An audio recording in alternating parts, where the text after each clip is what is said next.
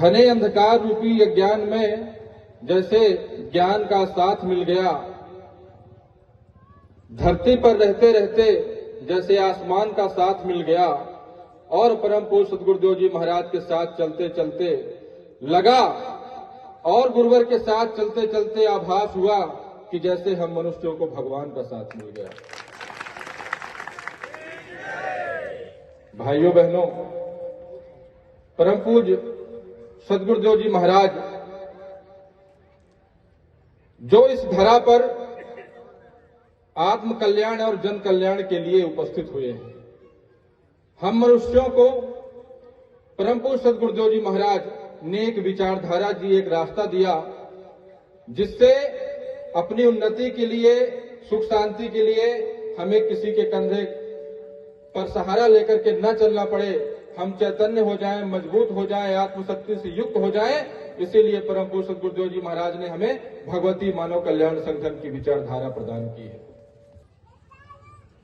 ज्ञान का, भक्ति का, कर्म का एक साथ प्रकाश पैदा होता है इन विचारधारा पर चलने से। और सबसे प्रमुख चीज कि पंचज्योत शक्ति सिद्धाश्रम धाम,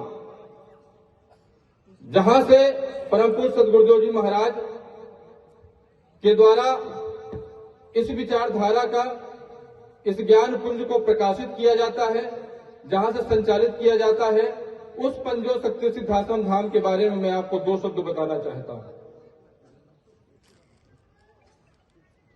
पंचज्योत शक्ति सिद्धाश्रम धाम जो यहां से केवल 3 घंटे की दूरी पर है, वहां पर 15/4/1997 से दुर्गा चालीसा का अखंड पाठ वहां पर संचालित है। ऐसा दुर्गा चालीसा का पाठ, अखंड पाठ, जहां 28 वर्षों से अखंड ज्योति जल रही, कई लोग आए, कई लोग गए, लेकिन कभी भी अखंड ज्योति न बुझ पाई।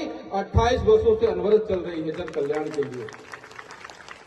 जहां पर नित्य प्रति सुबह शाम परम पूज्य सद्गुरुदेव जी महाराज के द्वारा आरती क्रम किया जाता है, जहां पर आत्म कल्याण, जन कल्याण के लिए परम पूज्य गुरुवर नित्य प्रति सुबह शाम मां की आराधना, पूजना, साधना करते हैं।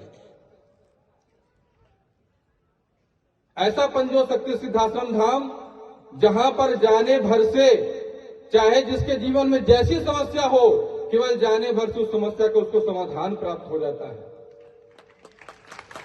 उस दुर्गा चालीसा पाठ मंदिर में सभी ग्रह नक्षत्रों के हितार्थ स्वरूप सभी वास्तुओं, दोषों को समाप्त करने के लिए परम पूज्य सद्गुरुदेव जी महाराज ने 11 दिव्य मूर्तियां रखी हैं। उन मूर्तियों के समक्ष बैठ करके जो भी स्तुति करता है, दुर्गा चालीसा पाठ करता है, उसकी सभी समस्याओं का समाधान होता है, मां की कृपा मिलती है।